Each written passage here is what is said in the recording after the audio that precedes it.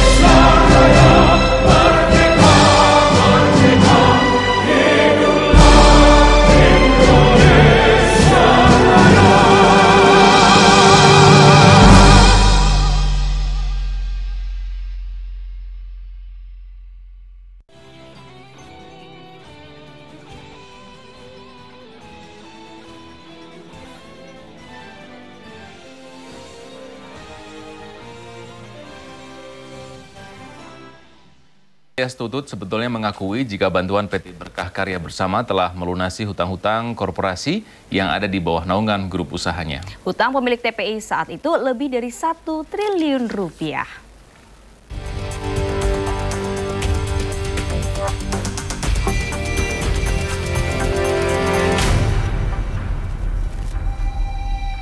Inilah bukti bahwa PT Berkah sudah melakukan kewajibannya sesuai dengan perjanjian yang disepakati dengan Siti Hardianti Ruhmana atau Tutut. Dalam dokumen itu, Tutut tidak dapat menutupi sukacitanya setelah hutang-hutang yang melilitnya selama ini diselesaikan oleh PT Berkah. Utang TPI, ya jumlahnya cukup besar ya waktu itu ya. Bunganya juga akhirnya saya minta manajemen Indosat untuk melakukan penagihan paling tidak ada pembayaran yang bernegosiasi dengan manajemen Indosat untuk utang TPI itu ya Pak Haritanu.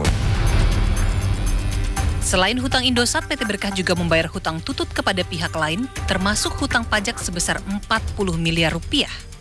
Semua itu tertuang dalam perjanjian investasi yang ditandatangani pada tahun 2002. Kita sudah keluarkan lebih dari itu. Itu yang diperkarakan di arbitrase.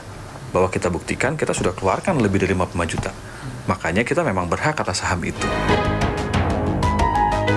Sebagai pelaksanaan perjanjian itu, Tutut memberikan surat kuasa yang tidak dapat dicabut kembali kepada PT Berkah untuk melaksanakan rapat pemegang saham.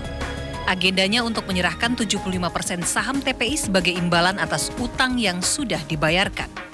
Selain itu, dalam perjanjian juga disepakati forum untuk menyelesaikan sengketa. Nah, disinilah diatur tentang hak dari PT Berkah atas 75% saham TPI. Bahwa kalau sampai ada permasalahan sengketa, maka harus diselesaikan di BANI, di arbitrase, bukan di pengadilan. Namun Tutut ingkar janji. Dia tidak pernah menghadiri undangan rapat pemegang saham yang disampaikan PT Berkah. Belakangan Tutut juga melanggar kesepakatan. Tutut mencari celah dan membawa persoalan TPI ke pengadilan. Padahal sesuai kesepakatan, sengketa TPI wajib diselesaikan di Badan Arbitrase Nasional Indonesia. Tim Liputan MNC Media melaporkan. Ya, pemirsa, putusan Mahkamah Agung untuk kasasi PT Berkah terkait sengketa kepemilikan TPI mendapatkan tanggapan banyak pihak. Di antaranya datang dari mantan Ketua Mahkamah Agung dan mantan Menteri BUMN Laksamana Soekardi.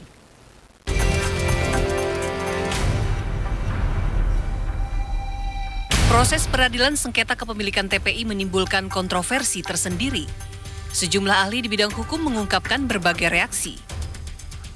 Keprihatinan bahkan kecaman mewarnai putusan Hakim Agung Muhammad Saleh, Hamdi, dan Abdul Manan. Pasalnya, ketiga hakim dinilai mengabaikan substansi perjanjian awal mengenai utang yang dibayarkan PT Berkah.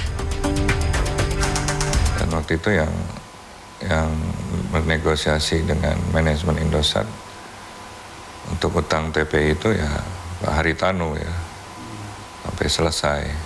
Apabila terjadi sengketa harus diselesaikan di muka bani atau di muka arbitrase, maka peradilan lain tidak berwenang.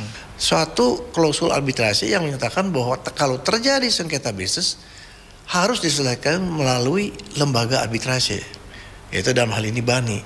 Kalau terlanjur maka dianulir dong, demi kepentingan keadilan dan hak asasi manusia, maka tidak boleh dilanjutkan, jadi eksekutornya batal. Namun Muhammad Saleh, Hamdi, dan Abdul Manan tidak sendiri. Belakangan ada juga praktisi yang seolah mencoba mengail di air keruh. Pernyataan Boyamin di berbagai media seolah ingin memastikan putusan Hakim Muhammad Saleh, Hamdi, dan Abdul Manan sebagai kebenaran. Entah menyadari kehilafannya atau tidak ingin terlihat menodai keluhuran akademi, Boyamin membantah pernyataannya di media. Terus terang aja saya agak kecewa dengan beberapa media online yang menyatakan bahkan seakan-akan saya mencurigai badan arbitrase bani kaitannya dengan suap dan segala macam. Saya nyatakan saya tidak pernah ngomong bahwa berkaitan bani harus dicurigai berkaitan dengan suap segala macam itu, dan saya menghormati bani. Sejauh ini kubu Tutut menjadi satu-satunya pihak yang sependapat dengan Muhammad Saleh, Hamdi, dan Abdul Manan. Situasi ini sekaligus meninggalkan misteri yang belum terpecahkan. Apakah motif majelis hakim sebenarnya sehingga mereka berani mengadili perkara TPI meski undang-undang dan aturan Mahkamah Agung sudah melarangnya? Tim Liputan MNC Media melaporkan.